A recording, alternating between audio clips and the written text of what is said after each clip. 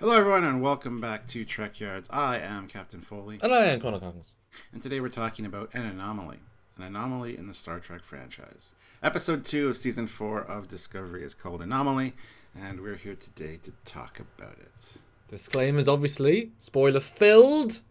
Nothing held back. Well, sort of. There will be more actually held back for the full scene by scene review. Check out the Facebook when that's going to be. We assume next week because of life events for us. Personally, nothing bad, just busy. So tune in for that next week. But then, Stuart, what did you think of Season 4, Episode 2? I really liked it.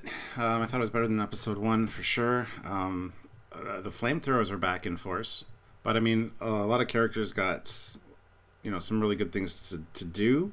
We got more Bryce, which is awesome. I mean, it's good to see Bryce on the bridge again. Or in fairness, we just got some Bryce.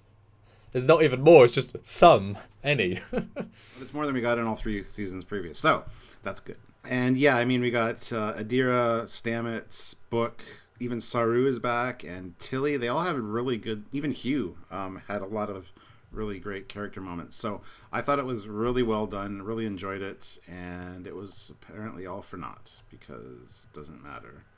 The information they got told them that the information they got is kind of useless. So it had some good moments, I gotta say. I really like this one. Although you'd think getting detailed scans from inside it would still be incredibly useful, just not for movement data. Like, obviously there's going to be stuff from that, but yeah, certainly a bittersweet end. So what did you think? I thought it was very, very okay. Super middle of the road. There was pretty much nothing in it. I was just like, oh, that's great. Only one moment I thought was that wasn't very good, but the rest of it was extremely okay. I was kind of getting bored at the end. A couple of moments just started to lose me a bit with just lack of engagement. And I'm excited for next week, but I was surprised how just dull it was. Nothing really happened to engage me personally, for whatever reason. And just, it was super okay.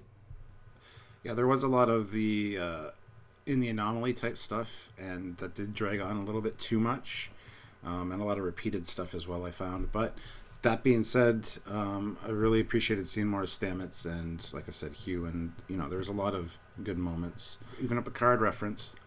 So we'll see where that leads. I mean, said not to be very successful at after that point. So, And they should know they're 800 years in the future of them.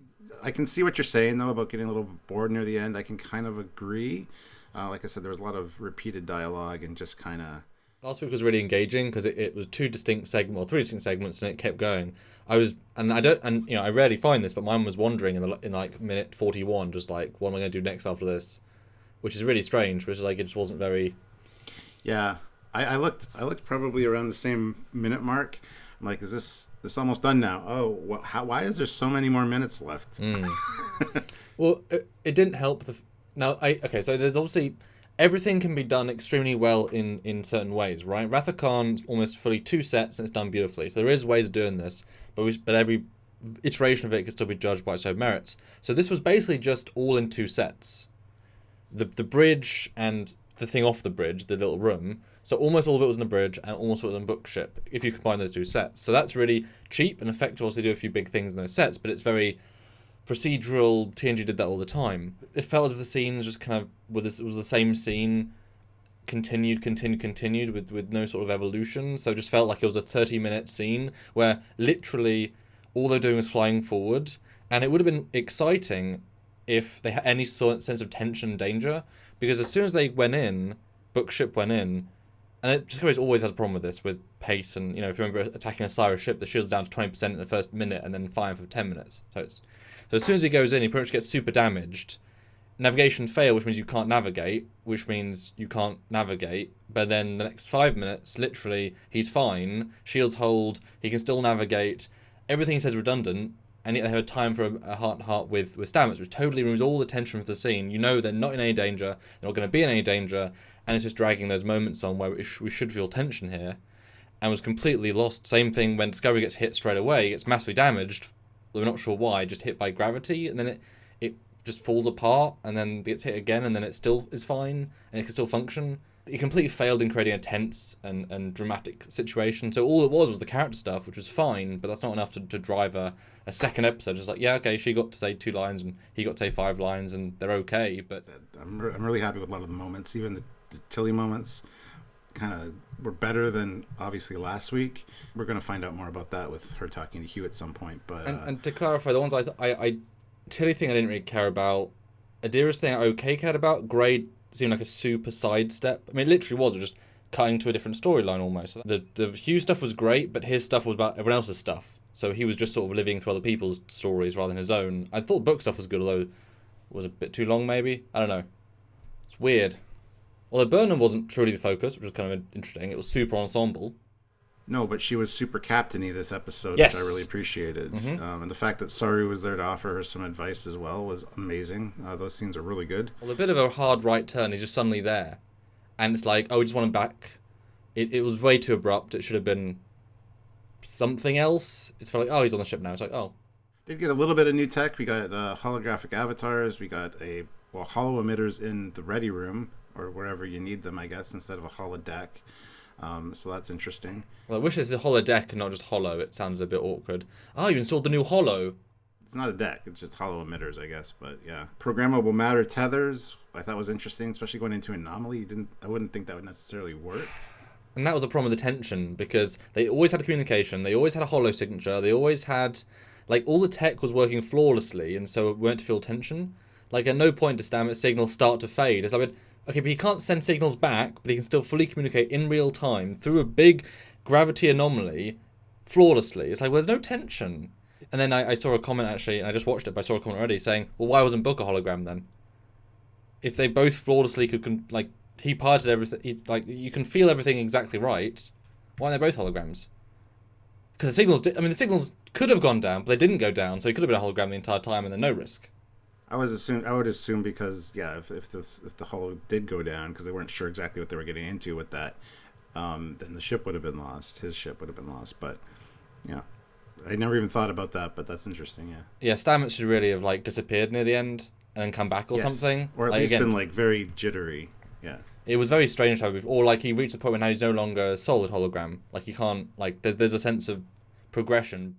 And they don't even do the thing where Hugh can't read his life can't see what's going on with the connection. Maybe Stamets is kind of catatonic in the chair instead, and it doesn't look good. That would have been interesting as well, something like that for some kind of tension. But yeah, there was nothing there. Just let go of the tether, and I'm like, okay, that's going to affect the hologram. Absolutely not. So yeah. And also now they've assessed that they can have holographic, people. Avatars, which is that's gonna have to come into play later. That's such a strong setup of god tech. It's okay, it kind of works, but I was surprised it was so real time. Or would have been nice if at the end of it, because the gravity waves were now he's 2 seconds out, so he's having to react late, which is then the holograms then that'd be oh now I'm 3 seconds out and I can't visually see and touch, and that'd be really fun. Everything his voice is in sync, but his body isn't in sync because it's all coming different rates and he can't touch. One of the scenes I really liked, of course, was in Starfleet Command. All the captains around getting briefed about the anomaly. That was really well done. Yeah, that was. We got some glimpses of some other captains. And returns. The male and female came back. Yeah, I think that episode started a lot stronger and sort of tapered off as, like I said, the lack of tension started to bleed in. I would agree. Yeah, around the 35-minute mark or so, it just from there on, it felt very much repetitive visuals, repetitive waste of time. Even some dialogue was a little bit repetitive. So. I will say I did quite like. I don't necessarily like the visualness of it, because when Burnham talks to Book via the. I wish she'd just gone to the ready room. I think that would have been a better visual. They could have been much more close-uppy and much more I've closed the door now, I'm in my own room. I have a big ball. The private channel bubble. It's a bit gimmicky and a bit, it looked a bit silly but I liked that moment where she suddenly, her entire dialogue style changes and brings it down, and at least they gave him a sense of everything is lost. But you kind of get the sense, like you said, we're going to see them back, that it's not truly an end. Somehow it just feels kind of sour, a taste of there'll be something to bring them back, or the sun won't really be awake, or maybe the gravity transfers to another universe. Something kind of doesn't quite feel as earnest about it for some reason to me. I don't know. So the Adira and the Grey stuff was good. I think Adira, kind of getting yelled at a little bit, snipped at by Tilly, was good, a good scene. And then the realization by Tilly that they are just like I was. Literally, they kind of put that, they're directly showing that, which is kind of okay. They get it, they know. Yeah, and that little moment between them at the end, and then her talking to Hugh about it, and Hugh actually giving her the advice. I think it all played very well, but in the crisis they're in, like, get away from me with the thing on my face. Like, seriously, I'd kind of be the same way. So, but I mean, he's got to do something.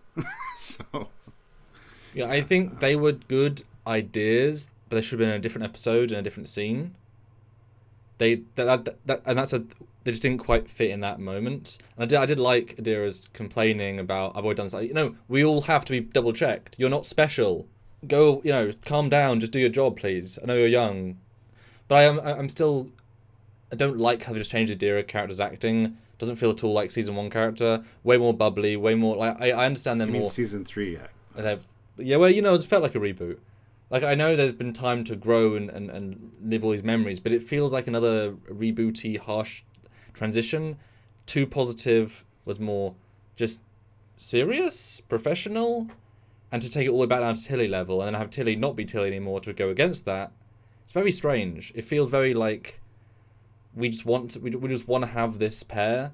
Did they even speak in season 3 much? I don't remember them ever having a relationship specifically. To be like, I want you to be proud of me. And Tilly? Yeah. Not really, no. Which I don't. So I'm just like, do they know each other well? Which it was obviously brilliantly brought up with Book and Stamets. Like, you don't ever talk. You don't know each other. So that was the opposite end of that spectrum.